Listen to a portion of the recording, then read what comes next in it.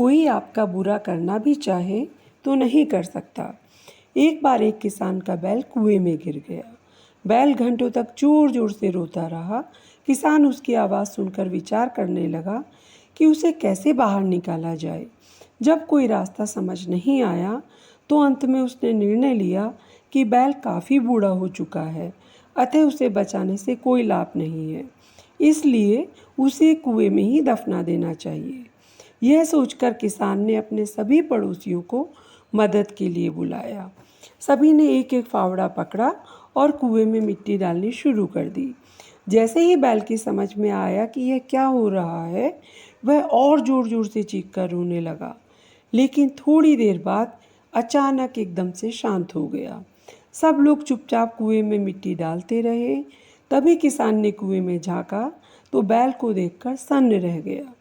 अपनी पीठ पर पड़ने वाले हर फावड़े की मिट्टी के साथ वह बैल एक आश्चर्यजनक हरकत कर रहा था। वह हिल हिल कर उस मिट्टी को नीचे गिरा देता था और फिर एक कदम बढ़ाकर उस पर चढ़ जाता था। जैसे जैसे किसान तथा उसके पड़ोसी उस पर फावड़ों से मिट्टी गिराते, वैसे वैसे वह हिल हिल कर उस मिट्टी को गिरा देता और एक सीढ़ी ऊपर चढ़ जाता। जल्दी ही सबको आश्चर्यचकित करते हुए वह बैल कुएं के किनारे पर पहुंच गया और फिर कूदकर बाहर भाग गया। ध्यान रखें, आपके जीवन में भी बहुत तरह से मिट्टी फेंकी जाएगी, बहुत तरह की गंदगी आप पर गिरेगी।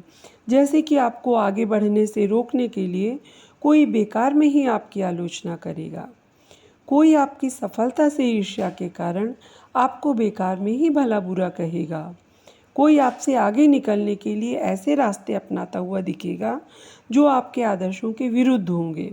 ऐसे में आपको हतोत्साहित होकर कुएं में ही नहीं पड़े रहना है, बल्कि साहस के साथ हर तरह की गंदगी को गिरा देना है और उससे सीख लेकर उसे सीढ़ी बनाकर बिना अपने आदर्शों का त्याग किए अपने कदमों को आगे बढ़ाते जाना है।